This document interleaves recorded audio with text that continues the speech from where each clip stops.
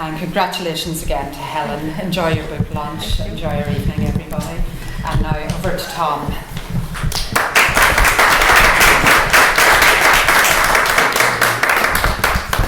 Thank you very much, Fiona. So, welcome everybody on behalf of Revival Press, the poetry imprint of the Limerick Writers Centre. Tonight we launched a debut poetry collection, Planting a Pear Tree by Helen Dempsey. A resident of Rush, County Dublin, Helen has had poems published widely and won several competitions, including the Jonathan Swift Poetry Competition in 2023. She was shortlisted for the prestigious Brit Poet Prize in 2018 and 2023. Helen holds a Master's in Poetry Studies from DCU and is a member of the Ardgillan Creative Writers Group.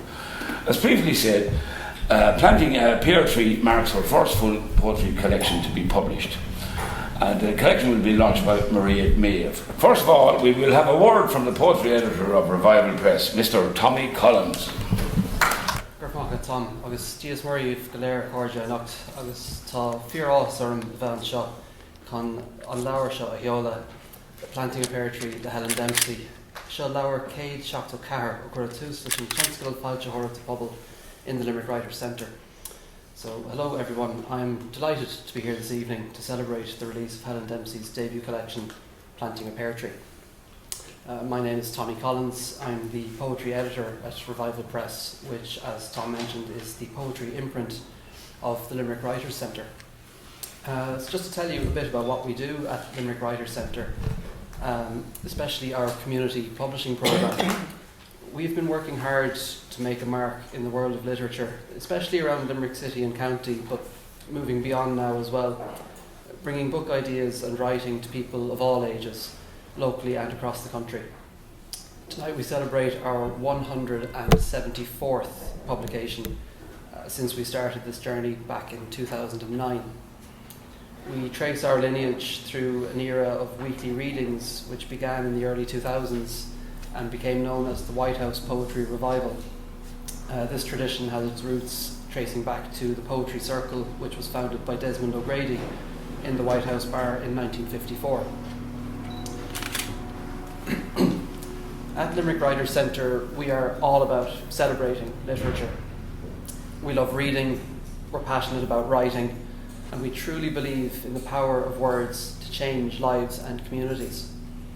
Whether it's a poem, a novel, a memoir, a short story or a song, we think every creative endeavour is valuable and deserves to be shared and remembered, both through publication and performance. We have adopted the words of John Millington Synge as our mantra and motto, that poetry must have its roots in the clay and soil of our communities. Our goal is to make literature more accessible and more exciting, to celebrate the wisdom and lived experience of real people in Ireland today, in their own words. We want to surprise you with how we bring poetry and prose into your everyday life, to, as Seamus Heaney said, catch the heart off guard and blow it open. We believe that art and literature are for everyone. If you're new to writing, don't worry. It's a skill you can learn, and as you do, your inner artist will start to shine through. We also like to remember what Frank McCourt used to say: keep scribbling, something will happen. We believe that the act of writing is what really makes someone a writer. It's like a ritual, and rituals are the heart of art. In our programme, excuse me, we focus on creating high-quality, short-run titles that anyone can pick up and enjoy. We encourage all writers, whether they're pursuing a serious career or writing for fun, seeking healing or striving for personal growth. Over the years, we've produced a wide range of works, from poetry and short stories to novels, histories, memoirs, and a variety of mixed prose. Books, even as a simple technology, are still a powerful way to connect people and communities.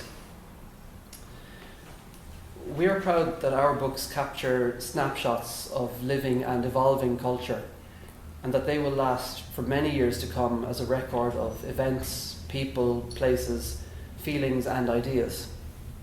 We hope that this legacy will be passed on to future generations of writers, artists, singers, scribblers and folklorists, especially those with a love for Limerick and the beautiful surrounds of this island. Sometimes, as Samuel Beckett is said to have put it, words are all we have. Sometimes we look within ourselves, at our hometown, the nation, or at events with a global scope, and how they reflect on the human condition. The words in this book, Planting a Pear Tree, are a superb exemplar of this, with stories from Haiti, New Orleans, Easter Island, the Algarve, and of course Dublin, planted here to be inherited by those who will come after us. So with that said, on behalf of Revival Press and the Limerick Writers Centre, Gurb Míle Maith Helen Asach an Deis Agortún the Cades Cnúsach Filiacta Curraglo. Thanks as well to the Irish Writers Centre for hosting us tonight, and to Maighread Medbh for the upcoming official launch. A special thanks as well to the rest of the team at Limerick Writers Centre, especially Catherine Shields for her design work. I think you'll all agree that it is a beautiful book. It was fantastic as well to see so many people here tonight to celebrate this event. Buying this book supports not just the author herself, but also other Revival Press writers too.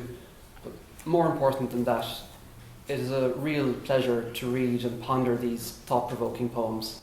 So congratulations to you, Helen, and I hope this book will be a ladder to the stars for you. Thank you very much, Tommy Collins. Maighread Medbh was born in Newcastle West, County Limerick. Her first poetry collection, The Making of a Pagan, Blackstaff 1990, coincided with her launch as a performance poet, one of the first in Ireland's 1990s Renaissance. Her work has been described as a kind of verbal intoxication and headlong, devil-may-care adrenaline pumped up with the rhythms of rock, rap and reggae. That's from Andrew Swarbrick, Oxford Times. Ladies and gentlemen, Maighread Medbh.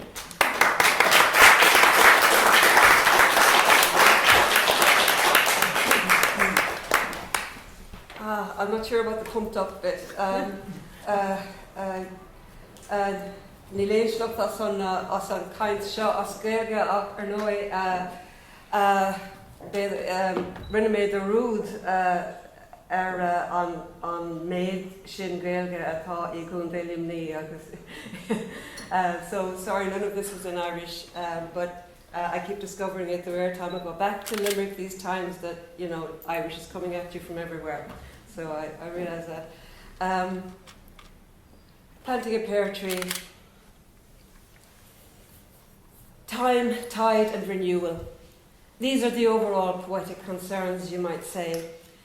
But I think what Helen essentially does in this collection is to take us for a walk through details of a life in relation to two major contexts: ecological change and internal philosophical uncertainty.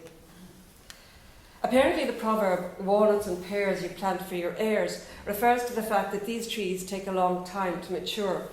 As it says in the eponymous poem, fruit from a pear takes a generation.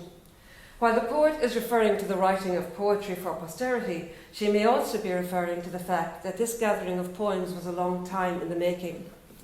When does the seed of poetry get planted? It's difficult to predict when it will flower, if we can speak of it in those terms at all. I've known Helen for several years because she came to my long-running series of workshops. I'm not sure what time means or how important actual duration is. I think awareness and situation and attention determine the impact of time. In this case, Helen's attention over time to the task of poetry has been consistent. Is it ever too late to begin or to begin to become involved? When I was thinking of saying a few words here, the line from R.S. Thomas wouldn't leave my mind. It is too late to start for destinations not of the heart. The thing is, I remembered the line, but I didn't remember the poem it came from. So it was totally decontextualized in my mind, and I was taking it as a kind of a motto for continuing to follow what one loves, or for what is the principal rhythm or the principal force in the body.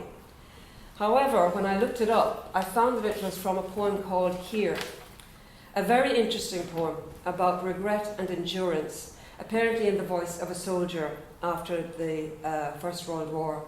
But there's an interesting complexity of movement in it, and although it ends by remaining, there's a certain echo in it as well in relation to growth and what Donna Haraway calls staying with the trouble in terms of the environment, but I think it can also be applied to the inner environment. So I'd like to read that poem here because I think there are a lot of resonances with what happens in planting a pear tree.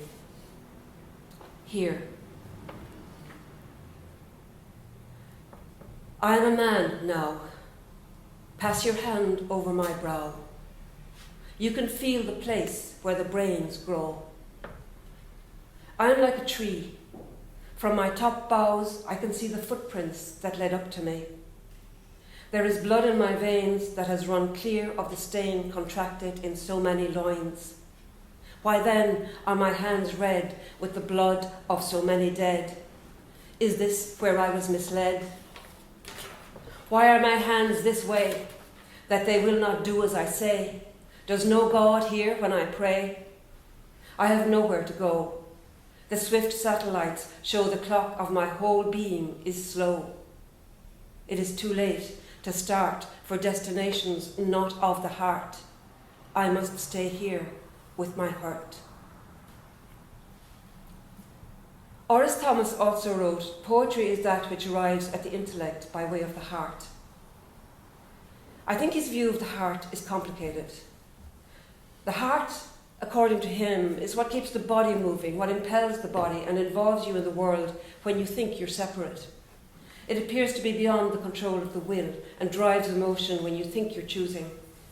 It might even stand for genetic coding or acculturation or both. And then, must you stay with your heart, which he implies is your hurt? And is that primarily what makes a poet write? I've been inclined to think about Helen's poetry and her unwavering fascination with poetry, that a heartish compulsion is not always the prime mover. The inevitability of a pulse is always present, of course, and an innate attraction to certain modes and sounds. But there's also an inevitability of context, and in some of us, that context presents itself as a necessary factor before we say yes to the heart's beating. Before, if you'll allow the pun, we give the heart its head. This makes for a difficult creative journey, and I have often thought that this was part of Helen's. This is nothing more than one approach to the problem of poetry, and it throws up very interesting consequences. One is an abundance of context and references in the poems themselves. For example, in the first poem, not only do we get Martin Buber and astrological reference, but also Aldous Huxley, Ernest Hemingway, and an element of psychology not too far from Horace Thomas. He knows the moods and hues of his companion, the slow arch of seasons. They have mellowed, unable to touch. I and it, his effort the essence. I and thou hover on the brink. There are 75 poems in this book. I counted, it's a long book, which is quite a lot of poems and quite a range of literary and cultural references, so lots to enjoy, quite a journey. In my workshop, the focus was on form. I called it form in poetry, so there would be a focus. So every session I'd ask the group to try a particular device or form and use a published poem as a model. In practice, Helen was the only one who consistently did the exercise. And there are some of them here, so you can attest to this. Like Alice usually did it as well, but usually veered off into something else. But not only did Helen always do the exercise, but she often had context from her apparently very wide reading of philosophy. So we'd be kind of incidentally and surprisingly treated to Kant or Heidegger or Nietzsche or such. Some of these poems are in the book. I don't remember them all, but we have poems here after T.S. Eliot, Ivan Boland, and Von O'Rourke. We have a pantoum, a shape poem, and a villanelle, and I think we can be fairly certain that close examination would reveal carefully thought out methodologies right through. So look out for a lot of poetic play. For example, I feel in the fabric threads of being molecular intensity, the weighty sense of altered horizons. This appears to be pretty straightforward until you get to the end of the stanza and then have to go back and ask whether I feel in the fabric the threads of being, or whether I feel in the fabric threads of being a molecular intensity, or whether the threads of being you feel in the fabric are molecular intensity, or because of molecular intensity, and so on. So be aware as you read. There's always something happening. An interest in placing pervades the book. Living our bewildered and language-charged lives, we're always placed in relation to the sky, and there's a constant element of travel, exploratory, in pilgrimage, and accidental. The 4 cardinal points, a human construct of course, but a larger one than the daily plod, are a frame for what happens and moves. There's a complex sense of nostalgia for what will be lost, or what is being lost. And this ranges from climate concerns to the physical act of handwriting and individuals themselves. Climate change comes up quite a lot. There's very often a sense of unease, and movement feels like it's happening within constraints. Star Street will inevitably be read in the context of current horrors in Palestine, and it is an interesting and honest perspective on what is a holy land for 3 major religions. Jane Donnelly is another poem that makes an oblique comment on serious political and cultural contexts. And there is humour, always an element of play, because language makes you play, as in bidding for costumes on eBay and Wake Up Call, which is very funny. Is there hope? I don't think we're getting any haranguing for optimism or any easy formula. The deities didn't help the Easter Islanders. But we have travel, and we have moments, as in Via Voce in Venice, the way of the voice. Clumsily, we lower ourselves, settle in the glorious Venetian sunset to wallow in common eminence. And it's this common eminence that I think really stands out in this book. And as everybody was saying, I'm supposed to be the official launcher. Let me say the words then. I'm very honoured to officially launch Planting a Pear Tree, and I think we're going to have a reading from Helen. Thank you very much. That was a magnificent introduction to Helen's work. Being a very amateur joycean, I could detect a little joycean flavour there with the molecular connections. But anyway, moving swiftly on. Ladies and gentlemen, Helen Dempsey.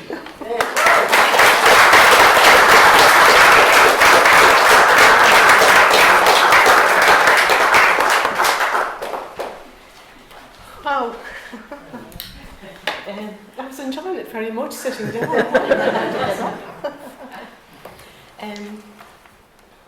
Yes, planting a pear tree. My friend and poet and mentor, Endercoil Green, suggested that I use the poem Planting a Pear Tree as the title for the collection. She also suggested, as Maighread shared with you, the slogan which came from the 17th century, saying that walnuts and pears you plant for your heirs. But it was Maighread who suggested at her wonderful workshops that I should research the pear tree and see if an old one was in existence. And sure enough, the Endicott pear tree was planted around 1630 in Massachusetts by an early settler. It has survived hurricanes, vandalism, earthquakes and civil war, and it still bears fruit today.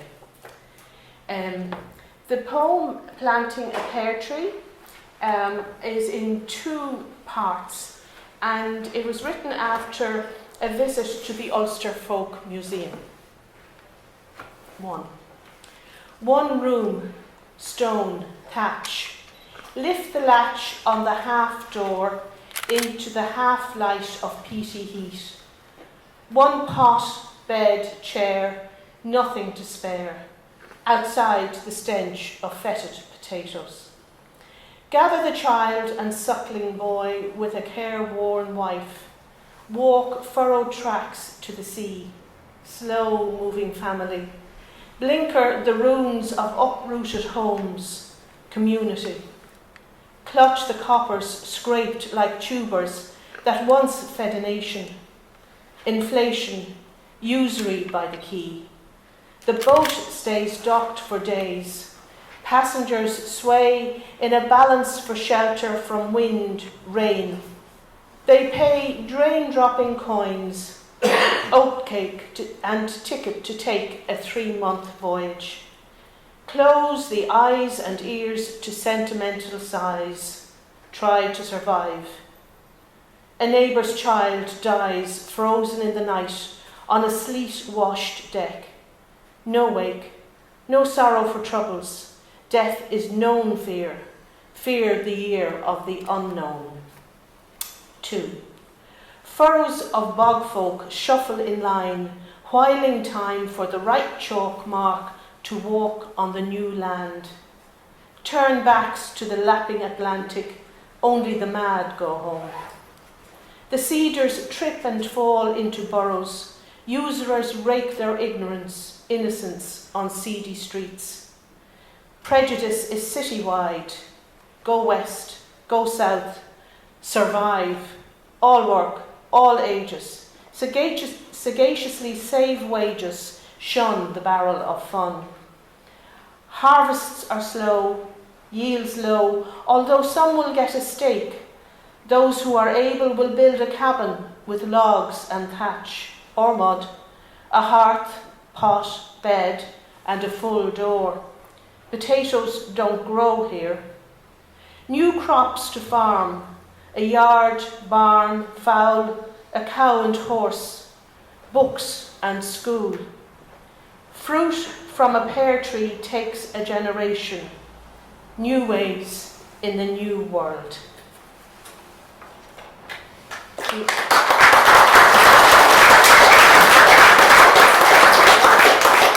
very much. Because we're in the city, I thought we might do a poem based in the city. And if you go down the road here, down O'Connell Street to the top of Westmoreland Street, there's a traffic island.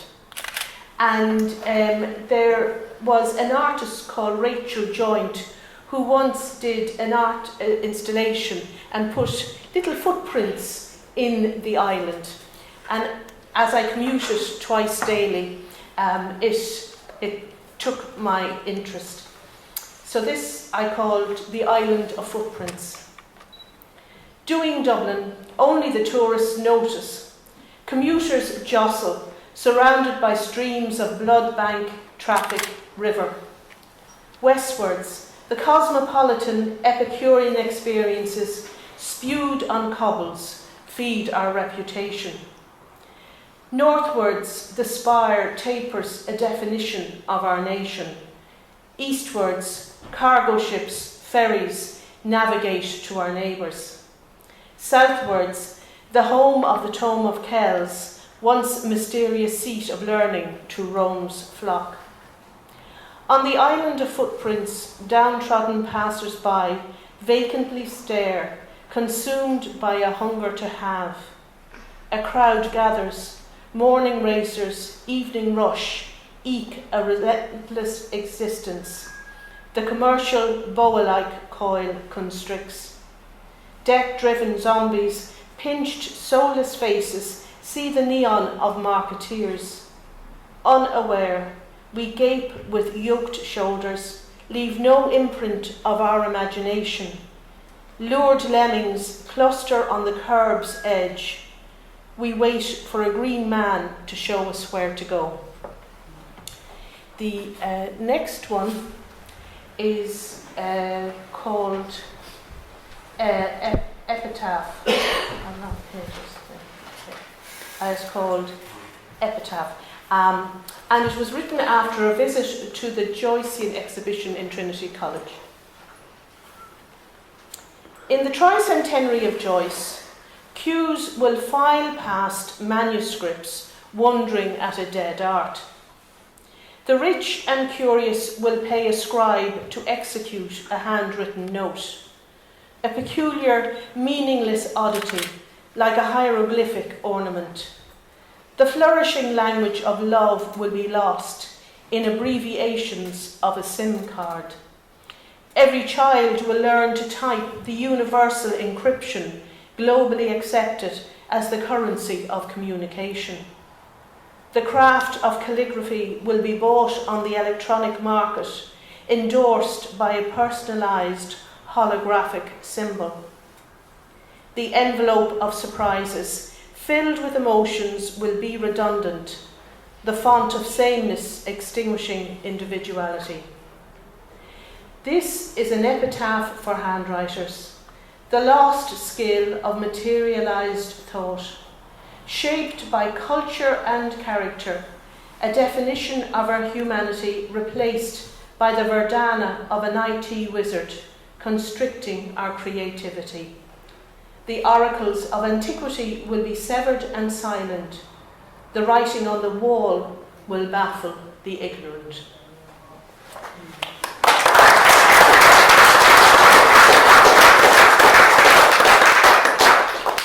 Okay, now the next one is close to the heart.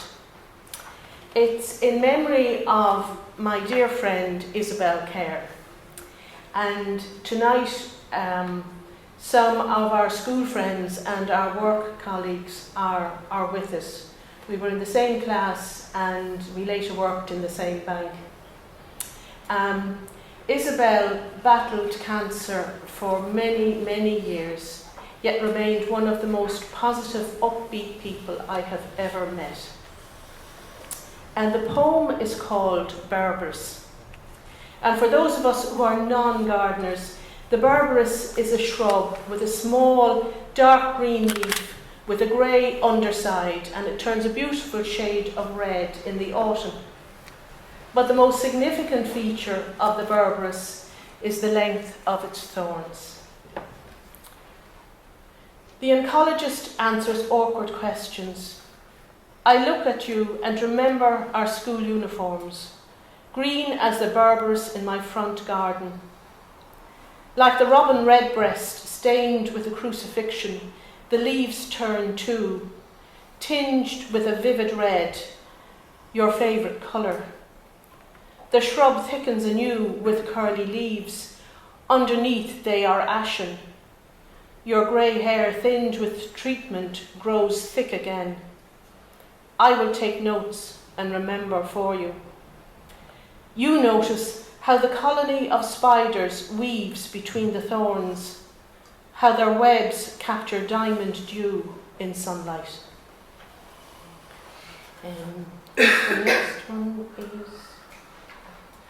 The next one is related to Isabel in a way. She was an amateur genealogist and very kindly decided that she was going to do my family tree. And she got as far as my maternal grandfather and got stuck. So I actually did a genealogy course to see if I could unstick it. And I learned that when you dabble in genealogy, you have to keep an open mind. This poem is called Jane Donnelly. If I found you, I would visit your orange grave outside of the marching season. Is it marked, or has grass levelled the plot? I want to see for myself if your name is carved in stone. I would lay flowers over you and pray, tell you how brave I think you were, make the sign of the cross, recite Hail Marys. Then I would make my way to the workhouse where you lived and alone delivered my grandfather. An official registered the birth. I see his sloping hand, but not yours, nor your mark, nor a father's name. Your surname was misspelt in the census. All those lies repeated to 2 generations. Yet I long to visit your home place, where curbs are stained union, with an aversion to green, where aves are not appreciated. But would you be ashamed of me?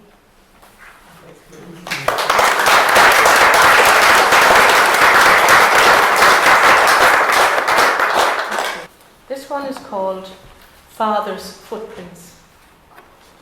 2 a.m, Tuesday alarm, abattoir day. Father would set off in the old van with a flask, sandwich and his killing tools. He showed me once how and where he stunned the beast. It was too hard to look them in the eye. One shot was all it took. Drain the blood for black pudding, then wait for the vet. Other men emerged bathed in gore. Dressed in white, Dad appeared sprinkled like a Levite temple priest. They called him the gentleman butcher. He worked a full day afterwards. When Mother recalled those days in a softer mood, she praised his stamina. 6 p.m, shop closed. Divested of coat and apron, he would shake the sawdust from his shoes. In vain, Mother nagged him for his footprints on the carpet. Settled on his own stool in the local, he would knock back a lager and whiskey chaser. The spirit quickly disappeared. He had no taste for it.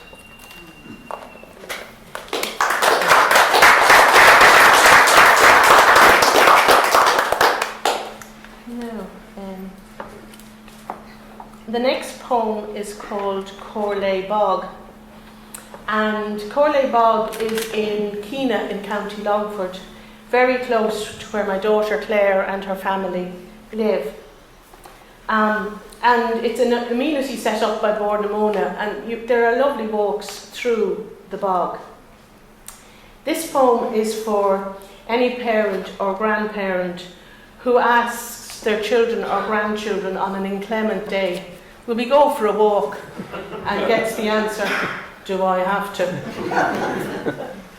And a palanquin is a Japanese sedan chair. Corley Bog.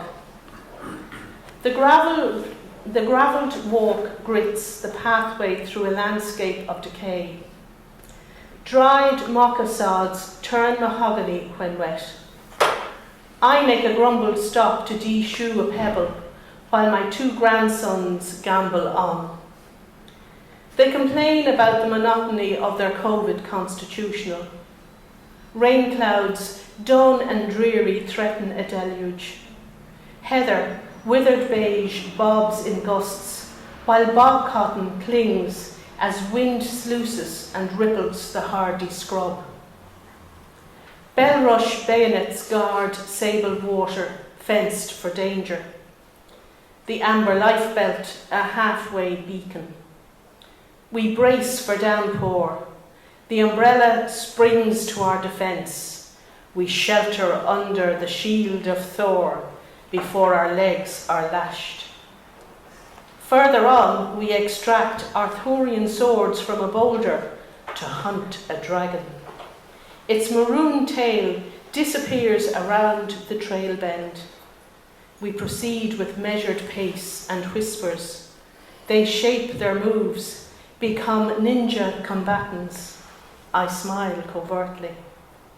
A liver-toned slug slithers across our path. We watch its progress until the lark flits between dwarfed shrubs and tortoise-shell fritillaries glean nectar. Before me, a harrier sweeps the clouds, then swoops beyond sight. A Shaolin's manoeuvre, missed by my warriors, immersed in a quest for their palanquin. They dallied when we reached the car, poised between 2 realms.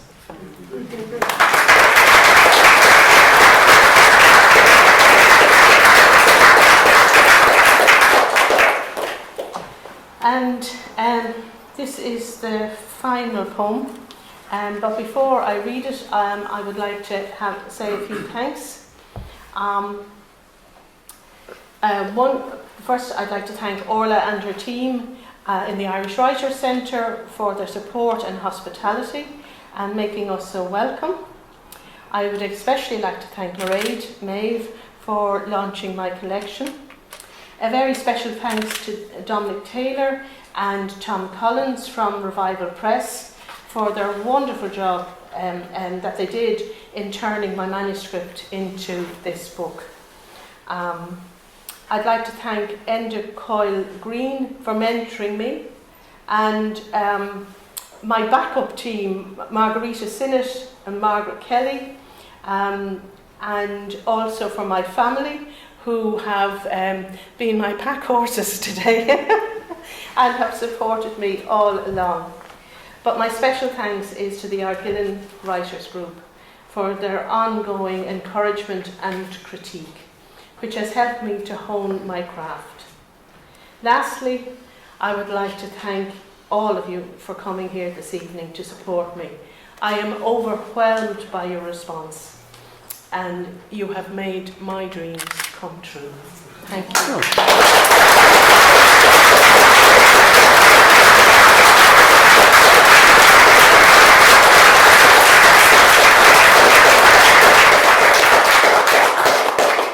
So this is the last poem, and it's also the last poem in the book.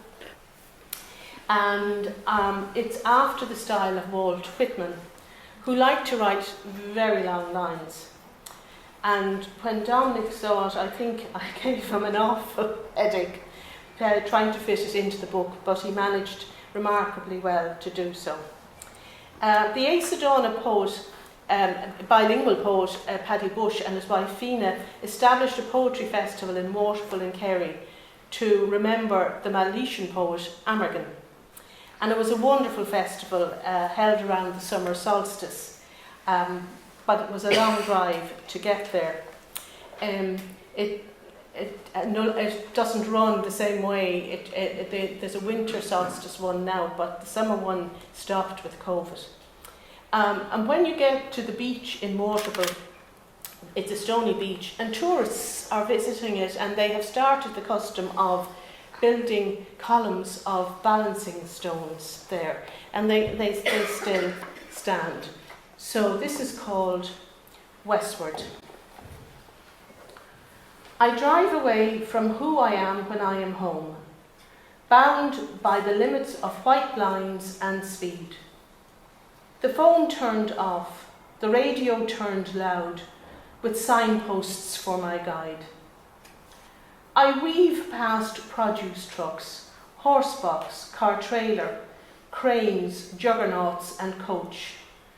Past tourist symbols which promise to veer onto untravelled roads to historical monuments when I make time, but never do.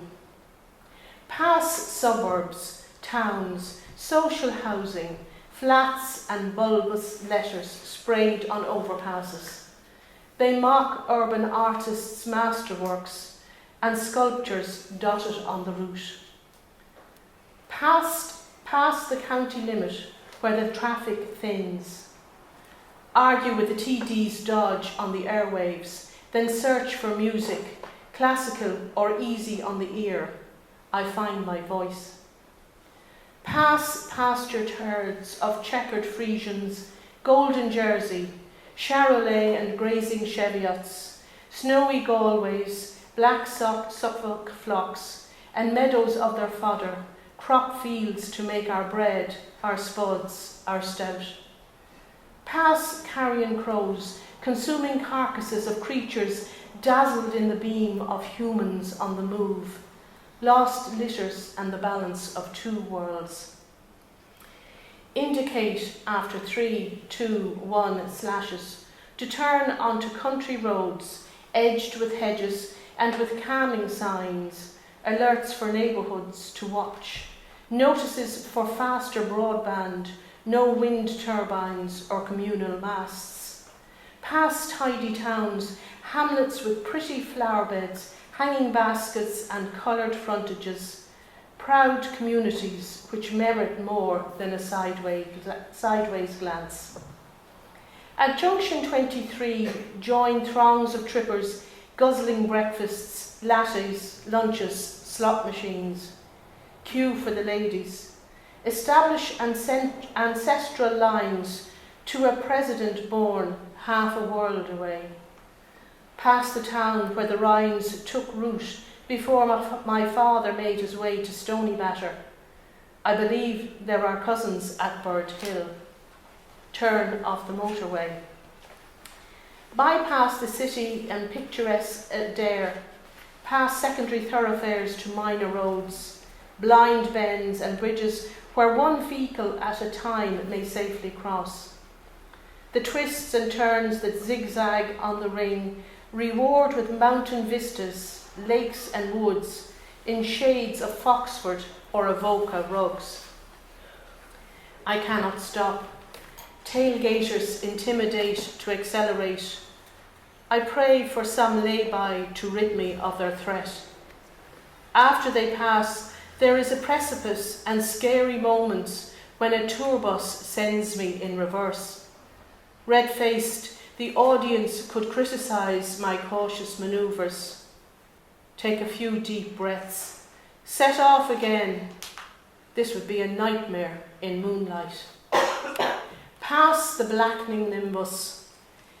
Their downpours darken surfaces and glisten globules on leaves.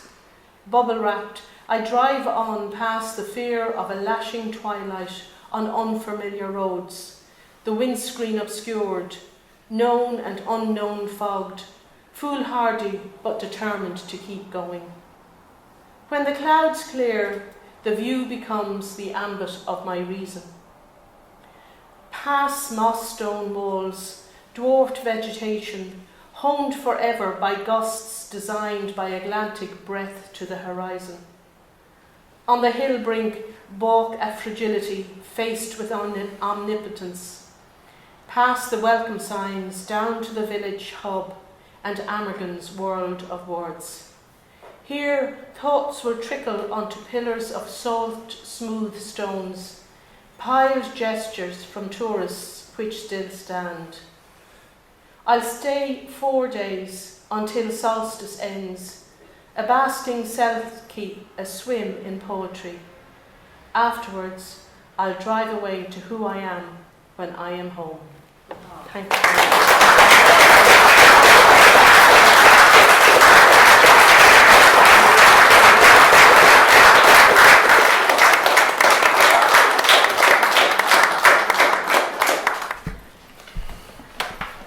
Well, all the relevant parties in tonight's proceedings have been copiously thanked, but there is still work to be done. For God's sake, try to help to alleviate any potential poverty in the houses, nay, the behovens of the publisher and the author. Buy a copy of the book. Its title, should you have a severe loss of memory, is Planting a Pear Tree. The author is Helen Dempsey, and copies of same tome are on yon table. Get ye there. Good evening. Thank you. In this celestial ballroom, love's defined, caught in the spell of the cosmic night. The fences bloom in the pale moonlight, dancing in the stardust. We're weightless and free in a world of wonders. Just you and me, lost in the moment. Our spirits ignite as we twirl in the magic of the cosmic light. The shimmering galaxies will find our way, guided by love's everlasting sway. With each celestial heartbeat, we dance on in this cosmic gate as we twirl in the magic of the cosmic light.